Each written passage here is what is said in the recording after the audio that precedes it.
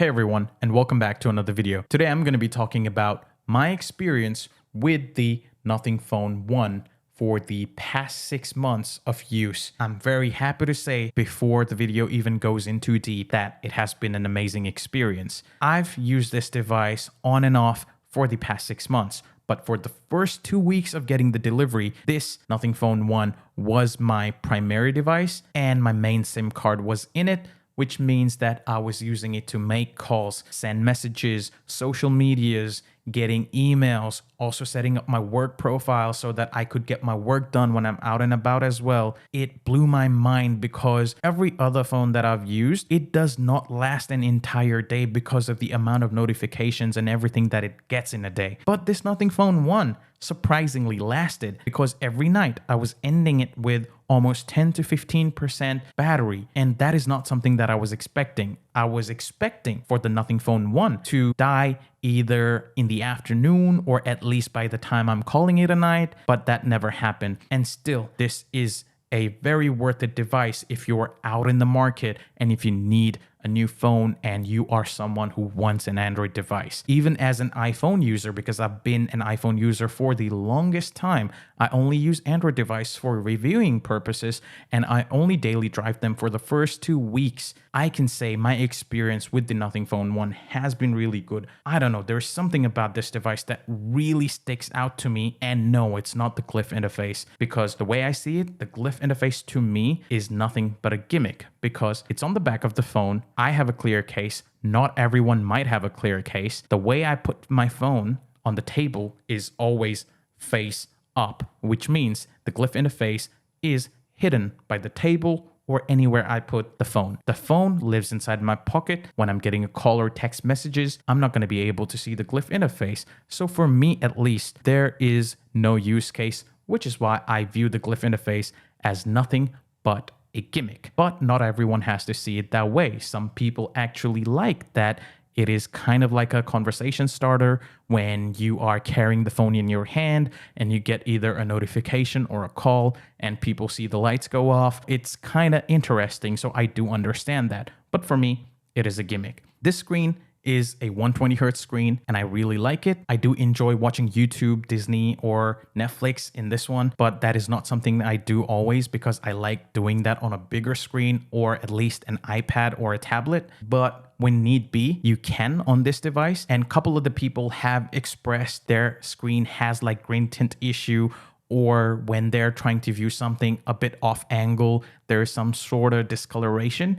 At least with my unit, I haven't had that. So I'm pretty happy about that at least. When it comes to bugs, yes, this phone has had bugs, but I can't blame Nothing Tech for the bugs because this is their first ever smartphone. They have not done a smartphone before this. All of the bugs that I have experienced on the Nothing Phone 1, it's not so big to ruin my experience of the phone. It's been minor, ignorable. In that sense, I've been able to enjoy this device without a lot of issues. At least that was in my case. Everyone may have had different experiences with their units. Camera is something that is always talked about when it comes to smartphone. To save on the cost, Nothing had to get not the top of the line cameras to compete with iPhones or Google Pixel, but something that's good enough at least for point and shoot, not really good enough for low light conditions.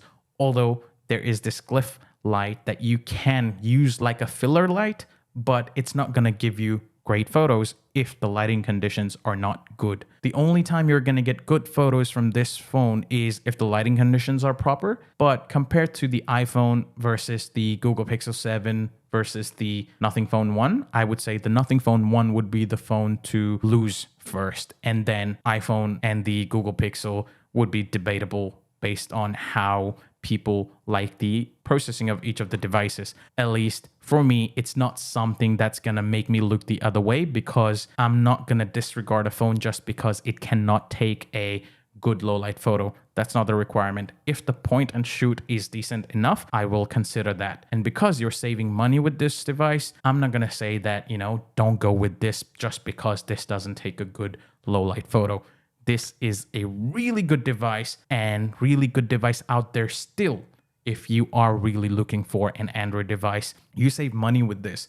For example, this Nothing Phone 1 that I have right here is a 12 gigs of RAM, 256 gigs of storage, and I got this for 899 Australian dollars. If I wanted to get the Google Pixel 7, the base model cost 999 Australian dollars, and that would be 8 gigs of RAM and 128 gigs of storage, not even 256. So you're going to be losing more with the Google Pixel 7. With this, you're going to be spending less than Google Pixel 7, but you're going to be getting more than what the Google Pixel 7 offers you. Yes, the camera might be better in the Google Pixel 7, but you get more storage. You get 120 Hz refresh rate, whereas the Google Pixel 7 only gets you 90 Hz. If you want the 120 Hz, you have to go to the Google Pixel 7 Pro.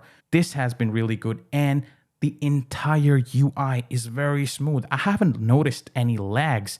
Yes, when the bugs were experienced, couple of the issues with the screen lagging out was experienced, but I restarted the phone and that resolved it. I haven't experienced it. So what you get for the money is actually pretty good when it comes to the Nothing Phone 1. Yes, there are cheaper phones than the Nothing Phone 1, which has good performance, but what you get for this price and this package, it's pretty amazing. It's pretty good. It's, I would say, at least unique.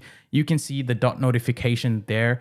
It's spread out throughout the UI and it looks pretty unique for itself. I would say this kind of has now become a signature for Nothing. You can even see it in their YouTube videos. They use the same dot fonts across their text and it's pretty amazing, I would say. Nothing is now coming up with the Android 13. For the past 5 months, I've been on Android 12 and I still am on Android 12. I'm waiting for the Nothing OS 1.5 to come out and that would bring the Android 13, which is going to be pretty good because now the software is actually going to catch up to Nothing.